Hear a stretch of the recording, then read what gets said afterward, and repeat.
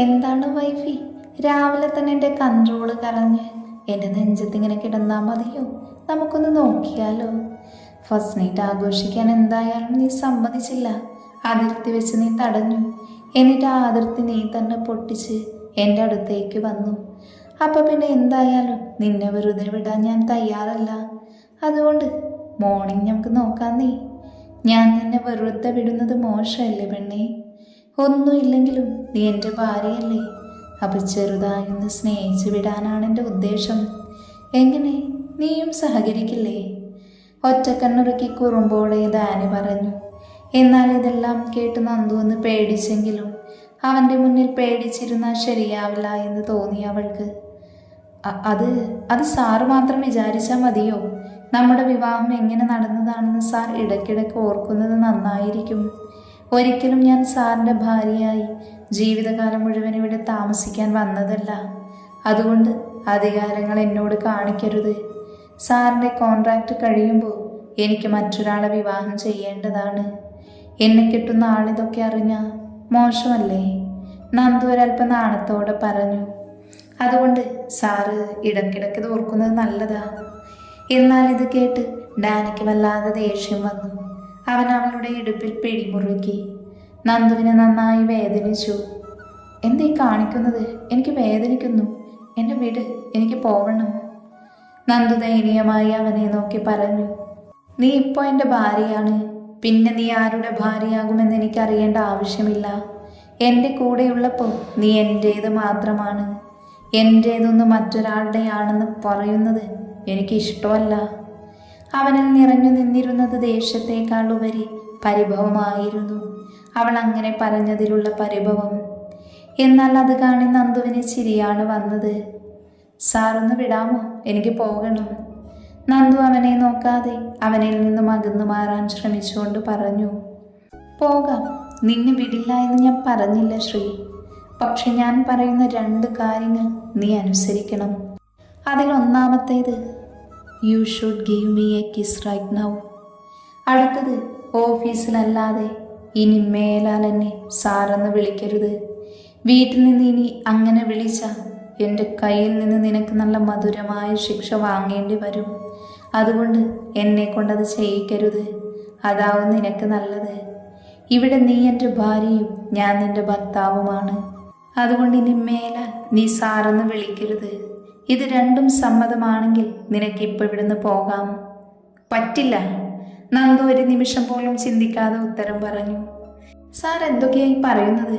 ഇതൊന്നും എന്നെക്കൊണ്ട് പറ്റില്ല. ശരി, വേണ്ട എന്ന് ഞാൻ നിനക്ക് തരാം. പക്ഷേ അത് നിൻ്റെ ഈ ലിപ്സിലായിരിക്കുമെന്നേ ഉള്ളൂ. അതും നന്നായിട്ട് തന്നെ ആഴത്തിലുള്ള ചുംബനം. പൂവിൽ നിന്ന് വണ്ട് തേൻ കുടിക്കുന്നത് പോലെ ആയിരിക്കും. നിനക്ക് എന്ത് വേണോ തീരുമാനിക്കാം. പെട്ടെന്ന് വേണം, എനിക്ക് സമയമില്ല. അവളുടെ മുഖത്തിലൂടെ കണ്ണുകൾ പായിച്ചുകൊണ്ട് ഡാനി പറഞ്ഞു. വെറുതെ അവൻ്റെ കയ്യിൽ നിന്നും പണി വാങ്ങിക്കുന്നതിനേക്കാൾ ഒരു ഉമ്മയല്ലേ കൊടുത്തേക്കാമെന്ന് നന്ദു മനസ്സിൽ വിചാരിച്ചു. അവൾ കണ്ണുകൾ അടച്ച് ശ്വാസമൊന്ന് ആഞ്ഞു വലിച്ചു വിട്ടു. ഡാനിക്കാണെങ്കിൽ ഇതൊക്കെ കണ്ട് ചിരി വരുന്നുണ്ടായിരുന്നു. അവൾ പതിയെ താഴ്ന്നു വന്ന് ഡാനിയുടെ നെറ്റിയിൽ ഒരു കുഞ്ഞു തൂവൽ സ്പർശം പോലെ ഒന്ന് മുത്തിയകന്നു. ഡാനി കണ്ണുകളടച്ച് അവളുടെ ആദ്യ ചുംബനം സ്വീകരിച്ചു. എന്തുകൊണ്ടോ അവനിൽ ഒരു കുളിര് കോരി. ചെറിയ ചുംബനമാണെങ്കിലും അവളുടെ സോഫ്റ്റ് അതരം അവനിൽ തട്ടിയതും അവൻ്റെ അടിവയറ്റിൽ മഞ്ഞുകട്ട വീഴുന്നത് പോലെ തോന്നിയവന്. ഇനി അടുത്തത്, ഡാനി സൈറ്റടിച്ചുകൊണ്ട് നന്ദുവിനെ നോക്കി പറഞ്ഞു. ഞാൻ എന്താണ് സാറിനെ വിളിക്കേണ്ടത്? എനിക്ക് സാറെന്നേ വായിൽ വരൂ. എൻ്റെ ബോസിനെ സാറെന്നല്ലാതെ പിന്നെ ഞാൻ എന്താ വിളിക്കേണ്ടത്? നമ്മൾ തമ്മിൽ ബന്ധം വെറും കരാറിലാണെന്ന് സാർ ഇടയ്ക്കിടയ്ക്ക് മറന്നു പോകുന്നുണ്ടോ എന്നൊരു സംശയമുണ്ട് എനിക്ക്. സാർ എന്നെയും സ്നേഹിക്കുന്നില്ല, ഞാൻ സാറിനെയും സ്നേഹിക്കുന്നില്ല. അപ്പം നമ്മൾ എങ്ങനെ ഭാര്യയും ഭർത്താവുമായി ജീവിക്കുന്നേ? പേരിൽ മാത്രമാണ് ഈ ബന്ധം. സാറിന് ജനിയിൽ നിന്നും രക്ഷപ്പെടാൻ വേണ്ടി മാത്രം എൻ്റെ കടം വീട്ടുമ്പോൾ ഞാൻ തന്നെ ഇവിടുന്ന് പോകും. ഒരു വിവാഹ ബന്ധത്തിൽ ആദ്യം വേണ്ടത് ഇഷ്ടവും പ്രണയവും സൗഹൃദവും ഒക്കെയാണ്. അതൊന്നുമില്ലാതെ വെറുതെ ഒരു ബന്ധം മുന്നോട്ട് പോകില്ലല്ലോ. നന്ദു ഡാനിയുടെ കണ്ണുകളിലേക്ക് നോക്കി പറഞ്ഞു. ശ്രീ, ഞാൻ നിന്നോട് പറഞ്ഞു എനിക്ക് നിന്നെ ഇഷ്ടമല്ല എന്ന്. ഇതുവരെ നിനക്ക് മനസ്സിലായില്ലേ പെണ്ണെ? ഡാനി ചിരി കടിച്ചു പിടിച്ചുകൊണ്ട് നന്ദുവിനെ നോക്കി പറഞ്ഞു. എന്നാൽ ഇത് കേട്ട് നന്ദു വാ തുറന്ന് ഡാനിയെ നോക്കിപ്പോയി. നീ എൻ്റെ ഭാര്യയാണ്. ഞാനോ നീയോ അംഗീകരിക്കില്ല എന്ന് വെച്ചാലും ആ ബന്ധം മാറാൻ പോകുന്നില്ല. പള്ളിയിലെ മുഴുവൻ ആളുകളുടെയും മുന്നിൽ വെച്ചാണ് ഞാൻ നിന്നെ മിന്നുകെട്ടിയത്. അല്ലാതെ നമ്മൾ രണ്ടുപേരും മാത്രം പോയി ഒരു മിന്നുകെട്ടി വന്നതല്ല. അതുകൊണ്ട് നിയമപരമായും അല്ലാതെയും തന്നെ എല്ലാവരുടെയും മുന്നിലും നീ എൻ്റെ ഭാര്യ തന്നെയാണ്. നീ സാറെന്ന് വിളിക്കുന്നത് കേട്ടിട്ട് വേണം ജനിക്കോ അമ്മയ്ക്കോ ഒക്കെ ഇനി അടുത്തത് എന്നെ കളിയാക്കാൻ. ഞാൻ നിന്നെ ഒരിടത്തും പഠിപ്പിച്ചിട്ടൊന്നുമില്ലല്ലോ. നീ സാറെന്ന് വിളിച്ചോ, അത് ഓഫീസിൽ. വീട്ടിലത് വേണ്ടെന്നാണ് ഞാൻ പറഞ്ഞത്. അതുകൊണ്ട് ഇനി മുതൽ നീ വീട്ടിൽ വെച്ച് എന്നെ സാറെന്ന് വിളിക്കരുത്. മനസ്സിലായോ? നമ്മൾ നമ്മളെക്കുറിച്ച് മാത്രമല്ല നമുക്ക് ചുറ്റുമുള്ളവരെയും നോക്കണം. പിന്നെ ഞാൻ എന്തു വിളിക്കണം എന്ന് സാറ് തന്നെ പറയേ. ഡാനി പറയുന്നത് കേട്ട് നന്ദു തിരിച്ചു ചോദിച്ചു. ഞാൻ നിന്നേക്കാൾ മൂത്തതാണ്. അതുകൊണ്ട് നിനക്കെന്നെ ഇച്ഛായ എന്നോ ഡാനിയേട്ടായി എന്നോ ഡാനി എന്നോ നിനക്ക് കംഫേർട്ട് തോന്നുന്ന എന്തും വിളിക്കാം. അല്ലാതെ സാറെന്ന് വിളിക്കരുത്, പ്രത്യേകിച്ച് ജനിയുടെ മുന്നിൽ വെച്ച്. പിന്നെ എൻ്റെ ഇഷ്ടം നീ എന്നെ ഇച്ഛായ എന്ന് വിളിക്കുന്നതാണ്. അങ്ങനെ വിളിച്ചൂടെ ശ്രീ നിനക്കെന്നെ? ഡാനി ആദ്യം ഗൗരവത്തിലും പിന്നെ കുറുമ്പോടെയും പറഞ്ഞു. സാറിന് ജനിയെ ഇഷ്ടമായിരുന്നു അല്ലേ? അവൻ പറഞ്ഞതിന് മറുപടി പറയാതെ നന്ദു തിരിച്ചവനോട് ചോദിച്ചതും ഡാനിയുടെ മുഖം വലിഞ്ഞു മുറുകി. അവൻ മുഷ്ടി ചുരുട്ടി പിടിച്ചു. പുല്ല്, നിന്നോട് പറഞ്ഞിട്ടൊരു കാര്യവുമില്ല. അതും പറഞ്ഞ് ഡാനി അവളെ തന്നെ നിന്നും അടർത്തി മാറ്റി കട്ടിലേക്ക് തള്ളിയിട്ട് അവൻ വാഷ്റൂമിലേക്ക് കയറിപ്പോയി. ഇതെന്താ ഇങ്ങനെയെന്നുള്ള ഭാവത്തിൽ അവനെ നോക്കിയിരിക്കുകയായിരുന്നു നന്ദു. ഡാനി ഫ്രഷായി ഇറങ്ങി നേരെ നന്ദുവിനെ നോക്കാതെ തന്നെ അവൻ താഴേക്ക് പോയി. എന്തുകൊണ്ടോ ഡാനി തന്നെ നോക്കാതെ പോയപ്പോൾ നന്ദുവിൻ്റെ ഉള്ളിൽ ഒരു കുഞ്ഞു നോവുണ്ടായി.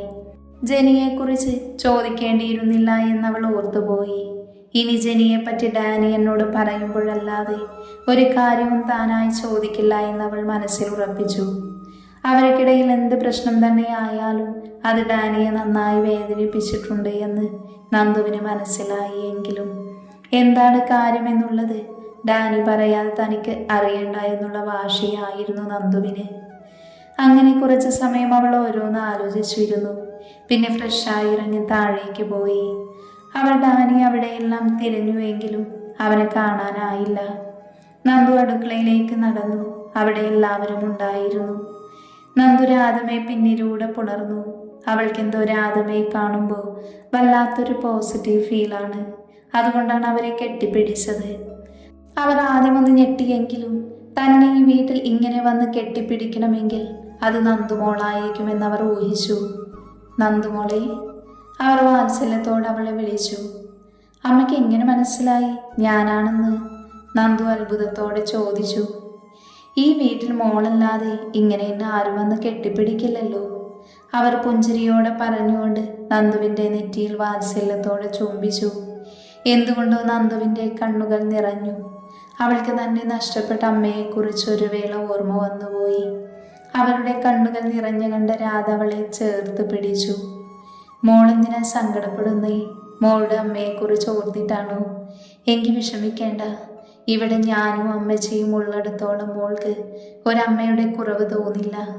ഇവിടുത്തെ അമ്മച്ചി ഒരു പാവമാ, സ്നേഹിക്കാൻ മാത്രം അറിയുന്ന അമ്മച്ചി. സാറക്കുഞ്ഞ് കുറച്ച് കുഴപ്പക്കാരിയാണെങ്കിലും അമ്മച്ചിയെ പേടിയാണ്. അതുകൊണ്ട് മോള് സങ്കടപ്പെടേണ്ട. അത്രയ്ക്കും പാവമാണ് അമ്മച്ചി. ഇവിടെ എല്ലാവരെക്കാളും സ്നേഹവും കരുതലും ജോലിക്കാരോട് കാണിക്കുന്നതും അമ്മച്ചി മാത്രമാണ്. ഞങ്ങൾക്ക് മനുഷ്യ പരിഗണന തരുന്നത് അമ്മച്ചിയാണ്. പിന്നെ ജോർജ് മുതലാളിയും പാവമാണ് കേട്ടോ. ആ അമ്മയുടെ മോനല്ലേ, അതിൻ്റെ വളർത്തുഗുണം ഉണ്ടാവാതിരിക്കില്ലല്ലോ. അവരൊന്നുമില്ലെങ്കിലും മോൾക്ക് രാധമ്മയില്ലേ? മോൾക്ക് എന്താണ് വേണ്ടതെന്ന് പറഞ്ഞാൽ പോരെ, അമ്മ ചെയ്തു തരില്ലേ മോൾക്ക്? മോളുടെ അമ്മയ്ക്ക് ചെയ്തു തരാൻ പറ്റാതെ പോയ എല്ലാ കാര്യവും മോൾക്ക് ഞാൻ ചെയ്തു തരും. കഴിക്കാനായാലും കുടിക്കാനായാലും മോളുടെ എന്താവശ്യത്തിനും ഞാൻ കൂടെ ഉണ്ടാവും. അവർ പുഞ്ചിരിയോടെ പറഞ്ഞതും നന്ദുവിൻ്റെ ചുണ്ടിലും അതേ പുഞ്ചിരി വിരിഞ്ഞു. അവളുടെ ഉള്ളിൽ എന്തെന്നില്ലാത്ത സന്തോഷം നിറഞ്ഞു. മോളെ, ഇങ്ങനെ നിൽക്കാതെ, ഡാനി മോന് രാവിലെ ഒരു കോഫി നിർബന്ധമാ. കൊണ്ടുപോയി കൊടുത്തിട്ട് വാ, അല്ലെങ്കിൽ അതിനാവും ഇളകുന്നത്. ഇവിടെ മറ്റാരും നേരത്തെ എണീറ്റില്ലെങ്കിലും ഡാനിക്കുഞ്ഞ് നേരത്തെ എണീക്കും. മോൻ ജിമ്മിൽ കാണും. രാധ അത് പറഞ്ഞ് നന്ദുവിൻ്റെ കൈകളിലേക്ക് കോഫി വെച്ചു കൊടുത്തു. മോൾക്ക് കോഫിയാണോ ചായയാണോ എന്താ വേണ്ടത്? എന്നാൽ മോൾക്കും കൂടി തരാം, രണ്ടാൾക്ക് ഒരുമിച്ച് കുടിക്കാമല്ലോ. എനിക്കിപ്പോൾ വേണ്ടമ്മേ, ഞാനൊന്ന് അമ്പലത്തിൽ പോയി തൊഴുതു വന്നിട്ട് കുടിച്ചോളാം. ഇന്നലെ അമ്മച്ചി പറഞ്ഞിരുന്നു അമ്പലത്തിൽ പോവണമെങ്കിൽ പോയിട്ട് വന്നോണ്ടിവെന്ന്. എന്നാൽ മോളിത് കൊണ്ടുപോയി മോന് കൊടുക്ക്. അവൾ കോഫി കയ്യിൽ വെച്ചു കൊടുത്തുകൊണ്ട് പറഞ്ഞു. അത് പിന്നെ അമ്മേ, എനിക്ക് ഈ ജിം എവിടെയാണെന്ന് അറിയില്ല, എനിക്കൊന്ന് പറഞ്ഞു തരാമോ? മോളെ, അത് നിങ്ങളുടെ റൂമിൻ്റെ തൊട്ടടുത്ത റൂമാണ് ജിം റൂം. നന്ദു അവരെ നോക്കി പുഞ്ചിരിച്ചുകൊണ്ട് മുകളിലേക്ക് പടികൾ കയറി. നന്ദു ജിമ്മിൻ്റെ ഡോറിന് മുന്നിൽ വന്നു നിന്നു. എന്നിട്ട് പതിയെ വാതിൽ ഹാൻഡിൽ പിടിച്ച് തിരിച്ചു. വാതിൽ പാതി തുറന്നു വെച്ച് അകത്തേക്ക് നോക്കിയ നന്ദുവിൻ്റെ കണ്ണുകൾ മിഴിഞ്ഞു വന്നു. ഒരു ട്രാക്ക് പാൻറ് മാത്രം ഇട്ടുകൊണ്ട് ഷർട്ട്ലെസ്സായി വർക്കൗട്ട് ചെയ്യുകയാണ് ഡാനി. ആദ്യമായിട്ടാണ് അവൻ ഷർട്ട്ലെസ്സായി അവൾ കാണുന്നത്. അവൻ്റെ ബോഡി കണ്ട് പെണ്ണിൻ്റെ കിളിവാറി. അവളുടെ കണ്ണുകൾ ഡാനിയുടെ ശരീരത്തിലൂടെ ഒഴുകി നടന്നു. ചെക്കനാകെ വിയർത്ത് കുളിച്ചിട്ടുണ്ട്. അവൾ പെട്ടെന്ന് തന്നെ കണ്ണു വെട്ടിച്ചു. ഷർട്ട്ലെസ് ആയതുകൊണ്ട് തന്നെ അവൻ്റെ വൈബ്സ് എല്ലാം എടുത്തു കാണിക്കുന്നുണ്ട്. നോക്കണ്ട എന്ന് വിചാരിച്ചിട്ടും നന്ദുവിൻ്റെ കണ്ണുകൾ അവനിലേക്ക് പാറി വീണുകൊണ്ടിരുന്നു. വിയർത്തൊഴുകുന്ന അവൻ്റെ നെഞ്ചിലേക്ക് അവളുടെ കണ്ണുകൾ എത്തിയതും അവൾ വേഗം പുറത്തേക്ക് ഇറങ്ങാനായി തിരിഞ്ഞു നടന്നതും നന്ദുവിൻ്റെ കൈകളിൽ പിടിവീണിരുന്നു. ആ നിമിഷം അവളുടെ കയ്യിൽ നിന്ന് കോഫി ഒന്ന് തുളുമ്പിപ്പോയി. നന്ദു പിന്നിലേക്ക് തിരിഞ്ഞു നോക്കിയതും തന്നെ നോക്കി കള്ളച്ചിരിയോടെ നിൽക്കുന്ന ഡാനിയെയാണ് കണ്ടത്. എൻ്റെ ചോര മുഴുവൻ ഊറ്റിക്കഴിഞ്ഞതുകൊണ്ടാണോ നീ എനിക്ക് കോഫി തരാതെ പോകുന്നത്? ഡാനി കുറുമ്പോട് അവളോട് ചോദിച്ചു. നന്ദു ആകെ ചമ്മിപ്പോയിരുന്നു. അത് പിന്നെ വർക്കൗട്ട് ചെയ്ത് കഴിഞ്ഞില്ലെന്ന് തോന്നി, അതാ ഞാൻ തിരികെ പോകാൻ തുടങ്ങിയത്. അവൾ വിറച്ചുകൊണ്ട് മറ്റങ്ങോ നോക്കി മറുപടി പറഞ്ഞു. വർക്കൗട്ട് കഴിഞ്ഞില്ല എന്ന് നീ പറഞ്ഞാൽ മതിയോ? ഇനിയിപ്പോൾ എന്നും രാത്രി നമ്മുടെ റൂമിൽ പുഷപ്പ് വർക്കൗട്ട് ഉണ്ടാകുമല്ലോ. അപ്പോൾ പിന്നെ ഇത്രയൊക്കെ മതി ഇവിടെ ഇന്നത്തെ എൻ്റെ വർക്കൗട്ട്. നീ എനിക്ക് കോഫി തന്നിട്ട് പൊക്കോ. ഡാനി അത് പറഞ്ഞത് നന്ദുവിൻ്റെ ഉള്ളിൽ ഇതുവരെ ഇല്ലാത്ത എന്തോ ഒരു അനുഭൂതി നിറഞ്ഞു. വല്ലാത്തൊരു വിറയിൽ. തന്നിൽ നിറയുന്ന മാറ്റം അവളെ പോലും അത്ഭുതപ്പെടുത്തി. നന്ദു ദയനീയമായി കോഫിയിലേക്കും ഡാനിയുടെ മുഖത്തേക്കും മാറി മാറി നോക്കി. അത് പകുതിയും ഡാനിയുടെ പിടിയിൽ താഴേക്ക് വീണു പോയിരുന്നു. അത് പിന്നെ സാറ് കയ്യിൽ പിടിച്ചപ്പോൾ എൻ്റെ കയ്യിൽ നിന്നും അത് പകുതിയോളം താഴേക്ക് വീണുപോയി. അതുമാത്രമല്ല, ഇതിൻ്റെ ചൂടും പോയിട്ടുണ്ട്. ഞാൻ പോയി വേറെ എടുത്തിട്ട് വരാം. നന്ദുവിന് എങ്ങനെയെങ്കിലും അവിടെ നിന്ന് പോയാൽ മതി എന്ന അവസ്ഥയായിരുന്നു. അത് പറഞ്ഞതും ഡാനി കൂർപ്പിച്ച് അവളെ ഒന്ന് നോക്കി. നിന്നോട് ഞാൻ രാവിലെ പറഞ്ഞത് നീ മറന്നു എന്ന് തോന്നുന്നു. ഇതെൻ്റെ ഓഫീസല്ല, വീടാണ്. പറഞ്ഞാൽ അനുസരിക്കാൻ വയ്യെങ്കിൽ ശിക്ഷ തരാൻ എനിക്കൊരു മടിയുമില്ല.